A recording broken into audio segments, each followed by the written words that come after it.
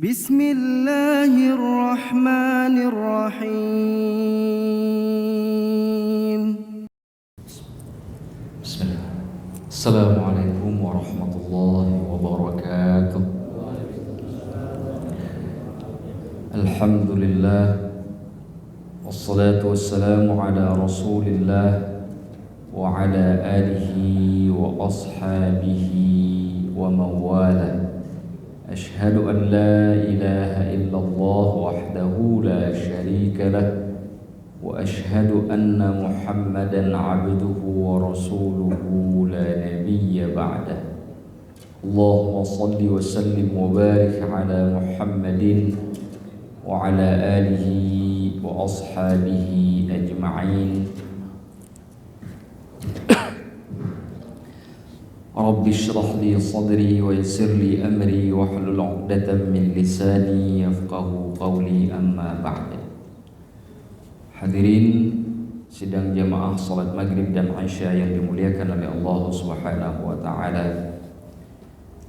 Pada malam yang berbahagia ini insyaallah kita akan melanjutkan pelajaran kita dari kitab Ihya Ulumuddin terkait dengan faktor-faktor penting yang harus kita perhatikan saat kita menyerahkan zakat. Di antara 8 poin yang disebutkan di dalam kitab ini, alhamdulillah sudah selesai kita bahas. Pada minggu yang lalu kita membahas terkait dengan waktu pelaksanaan zakat itu sendiri, di mana secara adab keislaman maka didahulukan pada awal waktu. Karena kebutuhan orang fakir dan orang miskin itu tidak dapat ditunggu, kecuali memang ibadah-ibadah tertentu. Adapun zakat mal secara umum begitu sudah datang waktu wajib maka didahulukan, kecuali zakat fitrah bagusnya dilaksanakan pada pagi hari dari hari raya sebelum khatib naik ke atas mimbar. Nah, pada malam yang berbahagia ini kita akan masuk kepada faktor yang ketiga atau unsur yang ketiga yang disebutkan oleh Imam Al-Ghazali, yaitu al-israr, kerahasiaan. Artinya bahwa kalau kita menyerahkan zakat ataupun infak-infak lainnya seperti sedekah, wakaf dan seterusnya, itu lebih baik dilakukan dalam keadaan rahasia. Kata rahasia di sini atau tertutup atau tersembunyi itu tidak menafikan bahwa hukum menyerahkan zakat secara terang-terangan itu dibolehkan, selama tidak ada unsur-unsur yang diharamkan oleh agama seperti riya. Maka menyerahkan zakat secara terang-terangan itu tidak mengapa. Seperti suatu lembaga yang harus menyalurkan zakat dan dia harus melakukan dokumentasi pelaporan kepada orang-orang yang telah mengeluarkan zakat. Selama itu dilakukan bukan atas dasar dia, maka itu dibolehkan. Akan tetapi tidak ada perbedaan pendapat di kalangan para ulama bahwa menyembunyikan zakat atau apapun infak yang kita berikan ke jalan Allah itu jauh lebih baik. Ada beberapa riwayat dalam hadis Nabi, bahkan di dalam Al-Quran sendiri yang menyampaikan hal ini, yang insya Allah nanti akan kita pelajari. Lalu timbul pertanyaan, kenapa kerahasiaan pemberian zakat ini lebih utama? Disebutkan oleh Imam Al-Ghazali di sini, fa inna dzalika ab'adu 'anir riya'i was-sum'ah. Karena yang demikian itu lebih menjauhkan seseorang daripada sifat riya dan sum'ah. Apa itu riya? Riya perbuatan yang dilakukan dengan tujuan agar dilihat oleh orang lain dan mendapat pujian. Itu riya namanya. Kalau sum'ah orang lain tidak melihat, tapi kita sendiri yang menceritakan kepada orang lain kelebihan dari amalan kita, juga dengan tujuan untuk dipuji.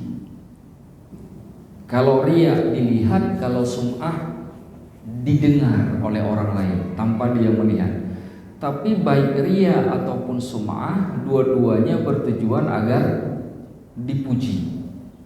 Orang yang kemudian memiliki niat semacam itu, maka ibadahnya tidak dianggap meskipun sah.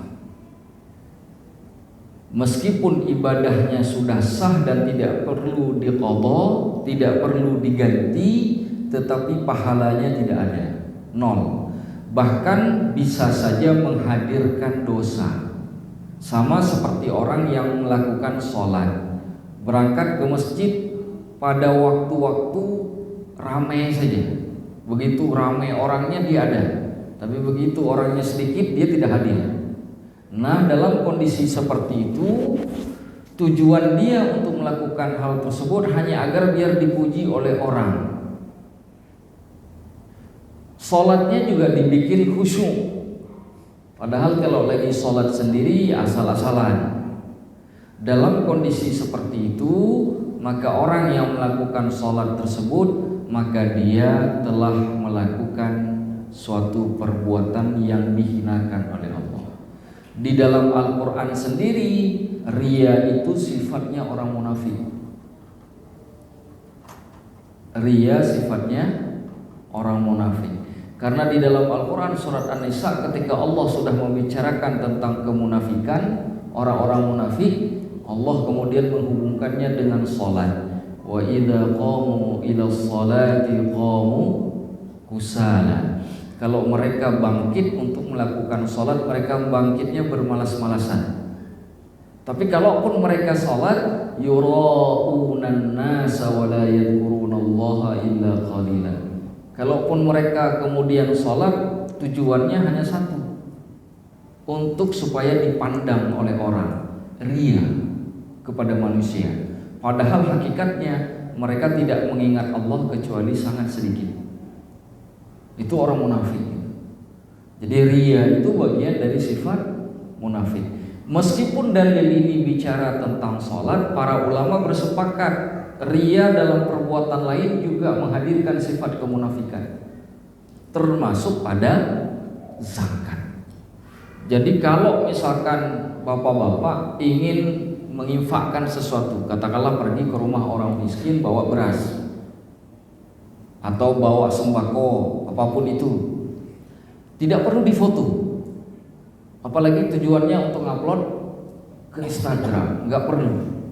Kecuali itu laporan kegiatan.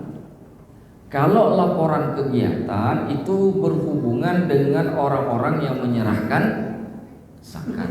Tapi kalau tidak ada kepentingan seperti itu, maka nggak perlu difoto. Karena merahasiakan zakat itu lebih baik dari sisi agama, meskipun tanpa riya, tanpa sum'ah.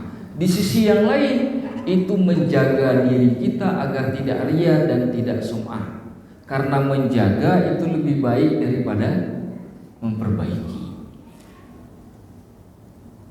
Qala sallallahu alaihi wasallam, Rasulullah sallallahu alaihi wasallam bersabda, afdhalus shadaqah, sebaik-baik sedekah itu, termasuk maksud sedekah di sini termasuk sedekah wajib dan termasuk sedekah sunnah. Sedekah wajib itu nama lainnya adalah zakat.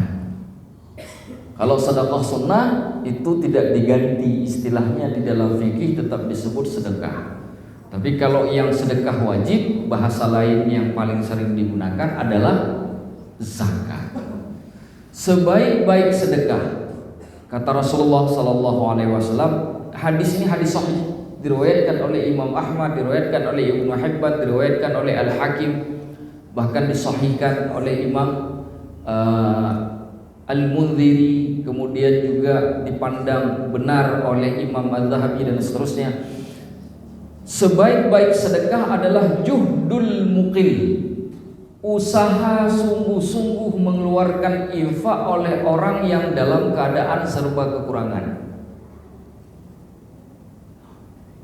Orang yang kekurangan ngasih sedekah itu lebih baik. Saya pernah mengatakan di sini 5.000-nya orang miskin di jalan Allah bisa saja lebih baik daripada 50 jutanya orang kaya. 5.000-nya orang miskin bisa saja lebih baik daripada 50.000-nya orang kaya. Karena orang miskin ketika ngasih 5.000 bisa jadi uang yang dia miliki cuma 10.000. Itu artinya 50%. Zakatnya Umar bin Khattab kan 50%. Tapi orang kaya ngasih 50 juta, di depositonya ada 5 miliar. 50 juta ke 5 miliar nggak nyampe 50%. Lebih sedikit. Sehingga sedekahnya orang seperti itu adalah sedekah yang terbaik. Jadi saya ingin mengajak di majelis ini, semiskin-miskinnya kita sisihkan sedikit di jalan Allah. Bisa diberikan kepada fakir miskin, bisa dimasukkan ke dalam celengan masjid, bisa diberikan kepada lembaga pendidikan yang menjalankan pendidikan Islam, bisa diberikan kepada orang-orang yang tidak mampu yang ingin menyekolahkan anaknya, dan seterusnya. Sisihkan. Enggak sanggup juga seperti itu, masak di rumah, lebihkan kuahnya, cari di tempat kita tinggal orang yang tidak mampu, bagi itu kuahnya. Enggak sanggup juga, doakan orang yang tidak mampu supaya kemudian diberi kemampuan oleh Allah. Itu tahap terakhir dari cara membantu. Enggak bisa juga berhenti hidup saja. Berhenti saja hidup. Enggak ada guna juga hidup lama-lama, bikin rusuh aja di bumi ini, kita pun lihatnya susah juga. Berhenti saja hidupnya. Kalau itu pun tak mampu. Mendoakan orang lain itu tidak punya modal. Dan kata Rasulullah, malaikat itu paling senang sama orang yang mendoakan orang lain, sedangkan orang yang didoakan tidak tahu.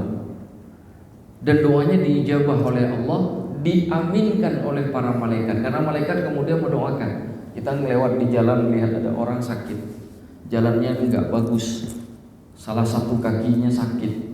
Ya Allah, kita doakan. Orang itu tidak tahu, ya Allah, mudahkan urusan hambamu yang kakinya seperti ini. Janganlah kaki itu menghalangi rezeki dan ibadah. Kita doakan itu. Apa kata malaikat?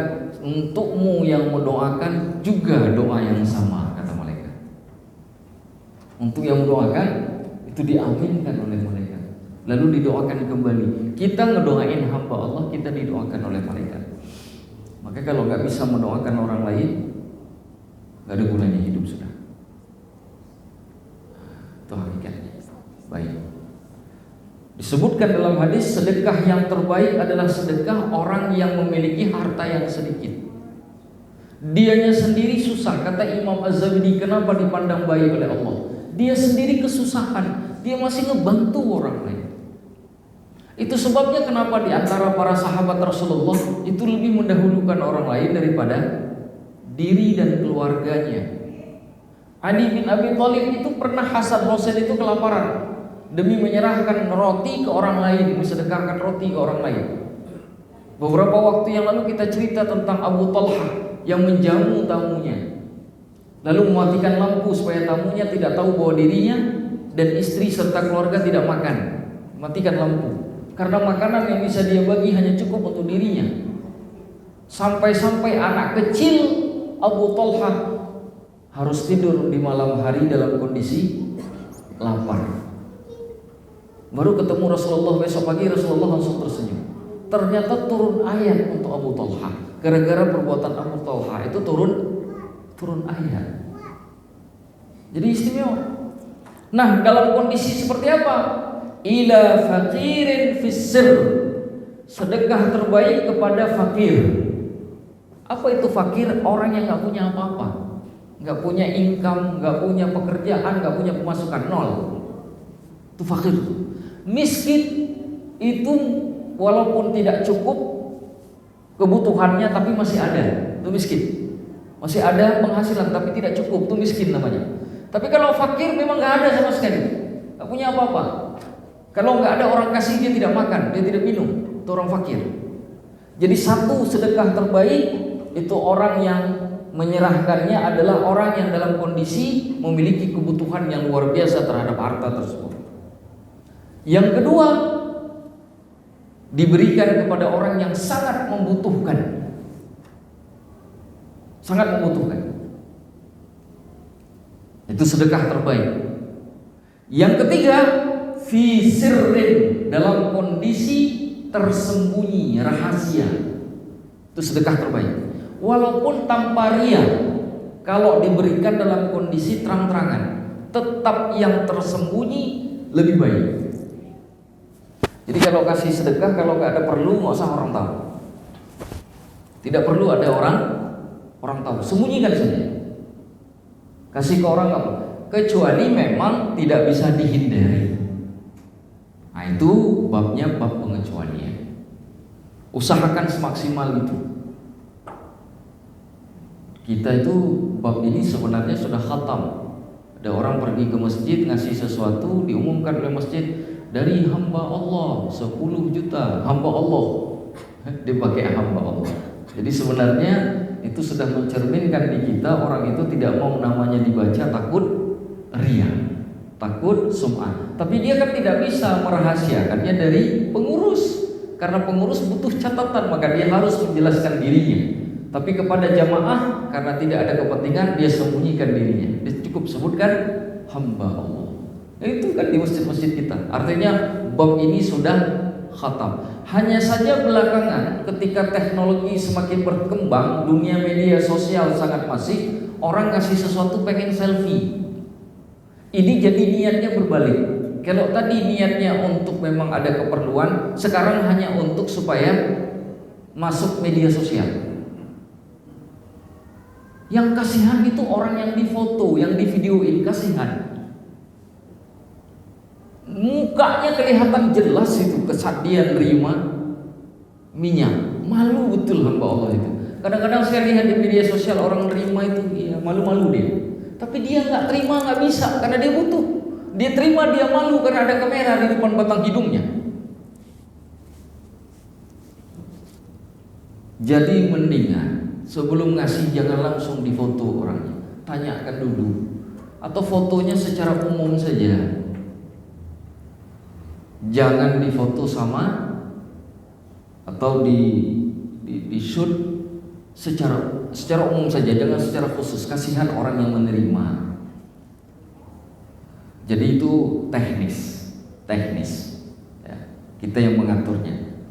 Allahu a'lamu bishawab. Wa qala ba'dul ulama, sebagian para ulama berkata, thalathun min kunuzil bar.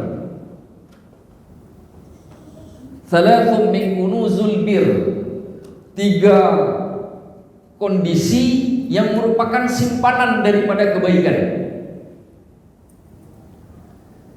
Minha, di antara 3 hal tersebut kata para ulama, ikhfa'us sadaqah, menyembunyikan sedekah. Menyembunyikan sedekah. 3 yang lainnya apa? 3 yang lainnya kitmanul musibah, menyembunyikan musibah. Yang ketiga, kitmanus syakwa, menyembunyikan kesusahan, pengaduan. Jadi kalau susah, kalau lagi musibah, nggak usah pakai mic diumumin satu kampung, nggak usah. Simpan saja selama masih sanggup. Rasulullah itu lapar pak, nggak makan. Duduk sama para sahabat Rasulullah SAW, duduk. Nggak ada satupun yang tahu bahwa Rasulullah itu lapar. Nggak ada satupun. Kenapa? Wajah beliau biasa saja. Kapan sahabat tahu ada perutnya diikat? Dalam riwayat disebutkan ada bata yang diletakkan oleh Nabi untuk menahan perutnya lapar itu. Baru para sahabat tahu. Ini kenapa ya Rasulullah? Aku lapar, perlu makan, kata Nabi. Baru Nabi tahu. Sekian lama bersama para sahabatnya nggak tahu Nabi itu lapar. Kenapa? Karena beliau tidak mengadu kepada makhluk, beliau ngadunya kepada Allah. 3 kebaikan. Ini ilmu tingkat tinggi, Pak. Karena jarang yang mampu. Kita sakit gigi aja udah ngadu ke orang kan, apalagi sakit yang lain. Kesusahan begitu, kita nggak, kalau lagi nggak makan sekali 2 kali, tahan saja sudah, insya Allah nggak akan meninggal kalau 2 kali itu, kecuali 2 hari lain cerita. Tahan saja ya. Kenapa? Karena bukan kita orang pertama yang menahan lapar seperti itu. Nabi sudah duluan. Nabi itu cerita dalam hadis, pagi hari balik ke rumahnya, ke rumah istrinya, ditanya ada makanan? Tidak ada makanan. Apa yang dilakukan Nabi? Nabi puasa. Pagi hari Nabi niat, matahari sudah terbit. Itu kata para ulama satu-satunya model puasa karena tidak ada makanan dan minuman di rumah. Cuma kan kalau di kita kalau nggak ada makanan masih ada minuman kan, sehingga kita nggak bisa berpuasa seperti itu. Nabi bisa, artinya apa? Nggak ada apa-apa di rumah beliau, kosong. Makan kagak ada, yang diminum juga nggak ada, puasa Nabi. Maka kalau baru satu begitu, udah tahan aja udah, nggak usah terlalu diumumin ke semua orang, apalagi sampai di grup WA, tolong bantu saya. Saya kadang-kadang sedih tuh di jalan-jalan. Memang beliau tidak mampu, tapi menceritakannya di jalan itu, tolong bantu anak saya mau sekolah. Itu memang nggak salah, itu benar. Harusnya ngadunya ke RT, ke RW, karena itu pemimpin, bukan di samping jalan. Pejabat kemudian sampai ke tingkat atas, wali kota, bupati sampai ke presiden, karena itu tanggung jawab mereka. Anak yatim dan orang tidak mampu itu ditanggung siapa? Ngadunya sama mereka. Jangan perlu kemudian cerita di tengah jalan. Kenapa? Sifat kebaikan yang disebutkan ini hilang. 3, menyembunyikan sedekah, menyembunyikan musibah. 3, menyembunyikan kesusahan.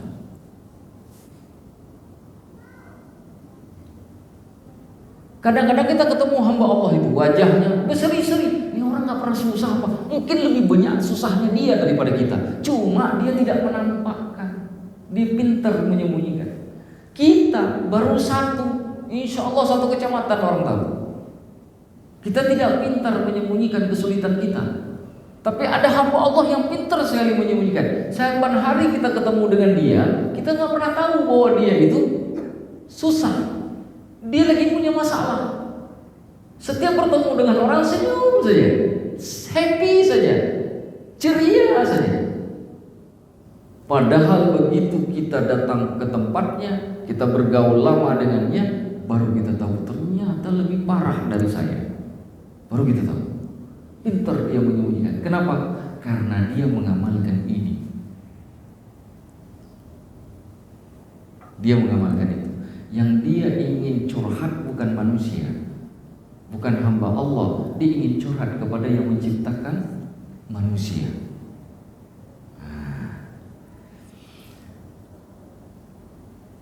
Wa fil haditsil masyhur, di dalam hadis yang sangat masyhur disebutkan, sab'atun yudhilluhumullahu yawma la dhilla illa dhilluhu. Ada 7 golongan yang akan dinaungi oleh Allah pada hari yang tidak ada naungan kecuali naungan Allah. Ahaduhum, salah satu dari 7 golongan itu, rajulun tasaddaqa bisadaqatin, seseorang yang bersedekah dengan suatu sedekah, falam ta'lam shimaluhu bima uqtiyat yaminuhu. Falam ta'lam shimaluhu bima a'tat yaminuhu. Tangan kirinya tidak tahu apa yang diberikan oleh tangan kanannya. 7. Ini hadis sahih, diriwayatkan oleh beberapa para ulama hadis, di antaranya Imam Bukhari dan Muslim dari Abu Hurairah. Rasulullah bersabda, redaksinya macam-macam. Dalam satu redaksi disebutkan, sab'atun yudhilluhumullahu fi dhillihi yawma la dhilla illa dhilluh. Ada 7 golongan nanti yang di hari kiamat Allah naungi dalam naungannya. Dia tidak kepanasan pada saat hari yang sangat panas tersebut. Dia tidak lapar dan haus pada saat kondisi di padang mahsyar yang sangat lapar dan haus, membuat lapar dan haus, dia kemudian tidak akan ditimpakan oleh kehinaan karena ada di naungan Allah, bahkan tidak ada azab yang akan mengenai orang ini. Kelompok ini 7 kelompok itu. Siapa kelompok yang 7 itu? Pertama, al-imamul adil, pemimpin yang adil. Maka pemimpin yang tidak adil itu kerak neraka tempatnya. Pemimpin yang tidak adil kerak neraka tempatnya. Siapa pemimpin itu? Semakin besar jabatannya, semakin besar pula ancamannya. Sebaliknya, semakin besar jabatannya, semakin banyak pula pahalanya. Tergantung dia ada di mana. Dia adil, pahalanya luar biasa. Ibadah pemimpin itu bukan salat tahajud, bukan salat duha, tapi keadilan terhadap orang yang dia pimpin. Innallaha ya'murukum an tu'addul amanati ila ahliha. Sesungguhnya Allah memerintahkan kamu untuk menyampaikan amanah kepada orang yang berhak. Amanah kepemimpinan itu milik orang yang dipimpin. Celaka sebuah bangsa, sebuah negara jika punya pemimpin yang tidak adil. Celaka. Yang lebih celaka lagi, orang yang ada di sekitar pemimpin yang tidak adil itu. Sudah tahu tidak adil, dia dukung, tetap dia bela. Ini berlaku di mana saja. Mau di tingkat paling tinggi sampai camat pun begitu hukumnya. Artinya sampai tingkat terendah pun begitu. Sama diperlakukan dalam mata hukum. Maka para ulama wajib menyampaikan, wajib menasihati. Al-imamul adil itu kelompok pertama. Tidak ada yang bisa menyentuh orang-orang pemimpin semacam ini. Maka kita belajar, Pak. Saya ingat satu cerita Umar bin Abdul Aziz. Umar bin Abdul Aziz itu tidak mau jadi khalifah. Begitu sudah diputuskan oleh khalifah sebelumnya, karena dia tidak memiliki anak, bahkan dalam riwayat disebut anaknya masih kecil-kecil. Jadi dipilih anak keponakan. Keponakannya itu Umar bin Abdul Aziz. Umar bin Abdul Aziz itu bukan anak sultan, tapi keponakan. Umar bin Abdul Aziz nggak mau. Malam itu beliau lari setelah meninggalnya khalifah yang sebelumnya, beliau lari. Orang jadi heran, kemana? Bingung. Mana Umar bin Abdul Aziz? Mana Umar bin Abdul Aziz? Lari beliau, cari. Tahukah tahu tempat di mana ditemukannya Umar bin Abdul Aziz? Di dalam masjid yang dalam kondisi gelap gulita. Beliau duduk sambil menangis. Kita hari ini begitu menang suatu jabatan lari-lari. Udah kayak orang menang main bulan. Apaan ini? Astagfirullah. Itu Umar bin Abdul Aziz di gelapnya malam di dalam masjid sambil menangis. Di baiat di dalam masjid. Bukan dalam istana dengan prosesi hebat, di dalam masjid. Malam itu beliau tidak bisa lagi menghindar, kabur beliau ke dalam masjid ngadu ke Allah. Ditanya oleh sahabatnya, kenapa engkau menangis?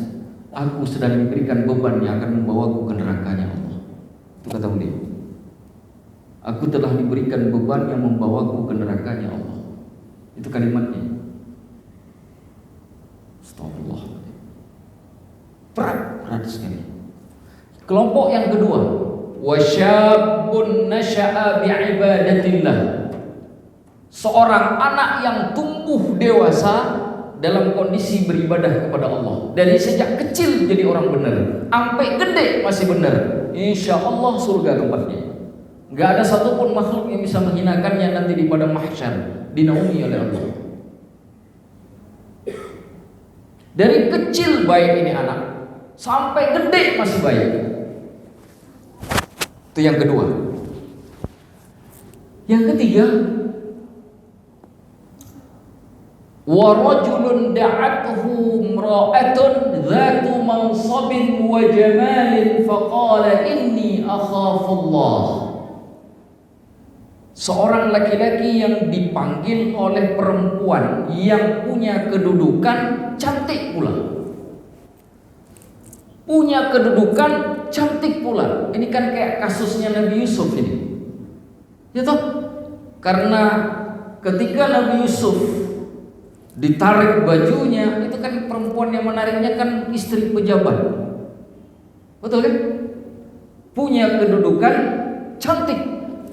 Karena perempuan itu terkenal di Mesir sangat cantik. Apa kata pemuda tersebut?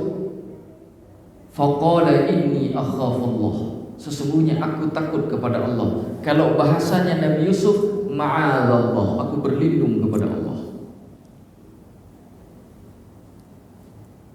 Ketiga, yang keempat, rajulani tahabba fillah ijtama'a alaihi wa tafarraqa alaihi.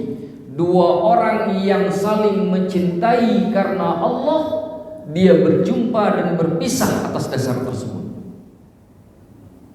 Orang yang bersahabat, berkasih sayang, tapi kasih sayangnya bukan karena kepentingan dunia, tapi karena Allah. Itu di hari akhirat akan dapat naungan Allah. Maka saya katakan minggu yang lalu kalau masih ingat, orang yang merusak ukhuwah Islamiyah pengkhianat Allah dan Rasul. Masih ingat Pak? Orang yang merusak ukhuwah Islamiyah di antara umat Nabi itu pengkhianat Allah dan Rasulnya. Kenapa? Karena Nabi mengatakan kalau mencintai karena Allah, ini dua orang, dia berjumpa dan berpisah karena cintanya kepada Allah, maka ada naungan Allah di hari kiamat. Mafhum mukhalafahnya, makna yang terbalik, jika ada dua orang membenci atau mencintai bukan karena Allah, dia berjumpa dan bertemu bukan karena Allah, maka dia tidak akan mendapatkan naungan Allah di padang mahsyar. Kan begitu maknanya. Sudah berapa? 4. Kelima, rajulun qalbuhu mu'allaqun fil masajid. Yang kelima, orang yang hatinya terikat di masjid. Dia selalu datang ke masjid, begitu keluar dari masjid rasanya pengen cepat-cepat balik ke masjid. Orang yang hatinya selalu terikat dengan rumah Allah, itulah orang yang mendapat naungan Allah. Sudah berapa? 5. Keenam, rajulun tasaddaqa bisadaqah. Orang yang bersedekah dengan suatu sedekah, hatta la ta'lama shimaluhu ma tunfiqu yaminuhu. Orang yang mengeluarkan sedekah atau infak atau zakat, tangan kirinya tidak tahu apa yang diserahkan oleh tangan kanannya. Maksudnya apa? Jangankan orang yang jauh, orang yang dekat saja nggak tahu dia kasih sedekah. Itu yang paling baik. Karena tangan kanan, tangan kiri itu kan dekat, cuma dipisah oleh badan saja. Jangankan orang jauh, yang orang yang di sampingnya saja nggak tahu kalau dia ngasih sedekah. Dia jaga betul kerahasiaannya. Itu orang yang dapat naungan Allah, kata Allah, kata Rasulullah. Sudah 6. Terakhir 7 kelompokan tersebut. 7. Yang terakhir apa? Rajulun dzakarallaha khaliyan. Orang yang mengingat Allah di saat sepi. Bukan lagi ramai seperti ini, lagi sepi, lagi sendiri. Fafadat ainah. Pada saat dia mengingat Allah, air matanya pun berlinang. Duduk dia di kamar sendiri, dia ingat Allah, air matanya menetes Pak. Tapi kalau menetesnya di masjid, mungkin saja netesnya biar dilihat oleh calon mertua. Tapi kalau di rumah, siapa yang melihat dinding? Apa yang bisa dipuji dinding tersebut? Sendiri dia duduk di dalam kamarnya, tak ada orang melihat, tak ada satupun orang yang memandangnya. Tapi dia ingat Allah, air matanya berlinang. Dia ingat dosa-dosanya, dia ingat pertemuannya dengan Allah, betapa malunya dia bertemu dengan Allah kalau dia belum bertobat. Dia nangis. Itu kelompok terakhir yang disebutkan Rasulullah yang di padang mahsyar akan dapat naungan Allah. 7. Saya ulangi. 1, pemimpin yang adil. 2, anak yang dari kecil sampai tumbuh dewasa itu selalu dalam ibadahnya kepada Allah. Ketiga, laki-laki yang dipanggil oleh perempuan, diajak untuk melakukan hubungan yang tidak baik, tapi dia mengatakan aku tidak akan melakukan karena aku takut kepada Allah. Keempat, dua orang yang saling mencintai karena Allah, mereka berpisah dan berjumpa karena hal tersebut. Kelima, orang yang hatinya selalu terikat dengan masjid. Keenam, orang yang memberikan sedekah yang tidak diketahui oleh orang lain. Dia sembunyikan sedekahnya, dia sembunyikan infaknya, dia sembunyikan zakatnya. Yang terakhir, orang yang ketika sendiri mengingat Allah, saat dia mengingat Allah tersebut, dia meneteskan air mata.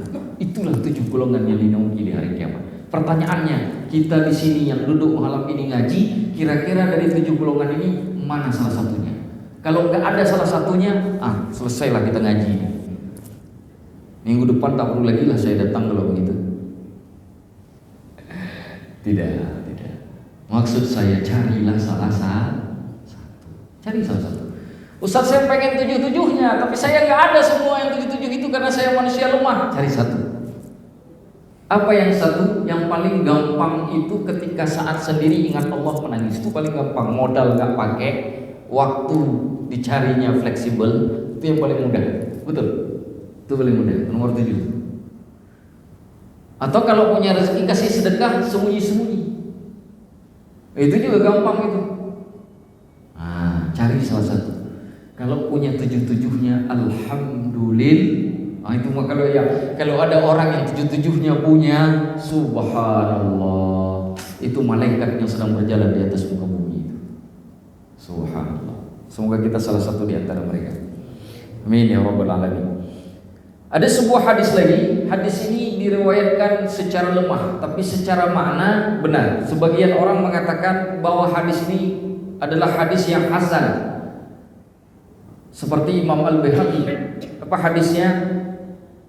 Shadaqatus sirri, sedekah yang diberikan dalam kondisi yang tertutup, tutfi'u ghadabal rabb, maka dia dapat menghilangkan kemurkaan Allah. Sedekah yang diberikan secara diam-diam, serahasia, dapat memadamkan murkanya Allah. Kenapa? Karena Allah tahu nggak mungkin orang diam-diam ngasih sedekah, ngasih infak kalau tidak mengharapkan pahalanya dari Allah. Karena nggak ada yang muji, maka itu dicintai oleh Allah. Terakhir, di dalam Al-Quran surat Al-Baqarah ayat 271 ada ayat bunyinya begini. In tubdus sadaqati fa ni'mahi. Sekiranya kamu nampakkan sedekah-sedekah yang kamu keluarkan, fa ni'mahi, maka itu adalah baik. Bagian dari kenikmatan. Wa in tukhfuha wa tu'tuha al-fuqara'a fa huwa khairun lakum. Tapi jika kamu mengeluarkan sedekah-sedekah tersebut dengan keadaan tersembunyi, diam-diam, tertutup, jaga rahasianya, wa tu'tuhal fuqara, dan kemudian diberikan kepada orang fakir, fa huwa khairul lakum, maka yang itu lebih baik kata Allah. Jadi ada ayatnya, ada hadisnya. Tidak diharamkan mengeluarkan zakat dan sedekah secara terang-terangan selama belum ada riya dan sum'ah. Tapi yang lebih baik dalam kondisi yang disembunyikan. Dan tidak ada perbedaan pendapat para ulama dalam hal ini, bahwa sedekah yang rahasia, sedekah yang tersembunyi, sedekah yang tertutup, tidak diberitahukan kepada banyak orang, lebih baik daripada sedekah yang diberikan secara terang-terangan. Kalaulah yang terang-terangan dapat pahala, yang dirahasiakan pahalanya jauh lebih besar. Wallahu a'lamu bissawab. Saya kira cukup sampai di sini. Sudah jam berapa, Pak? Habis waktunya? 3 menit lagi. 3 menit. Mungkin ada satu pertanyaan, kalau ada yang mau bertanya, satu saja. Baik, karena tidak, silakan Pak.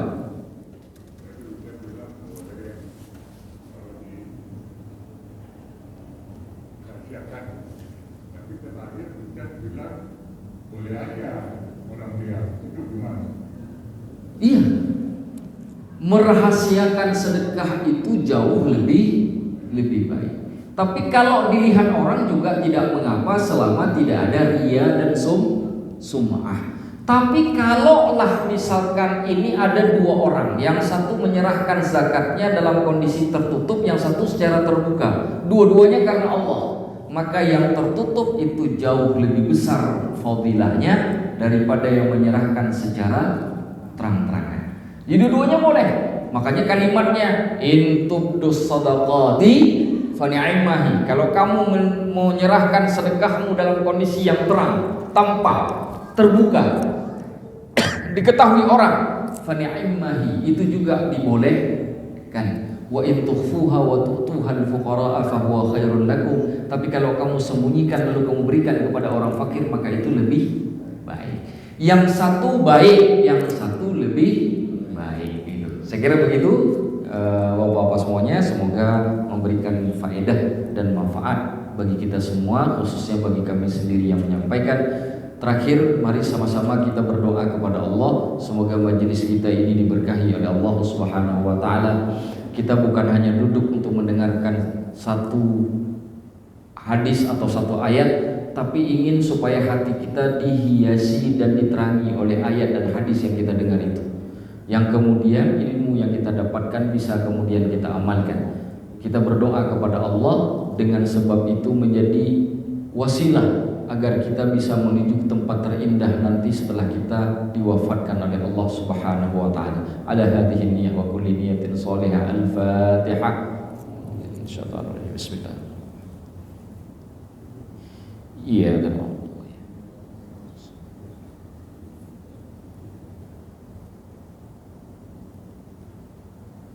Bapak yang dimuliakan oleh Allah, saya akhiri sampai di sini. Hadanallahu wa iyyakum ajma'in.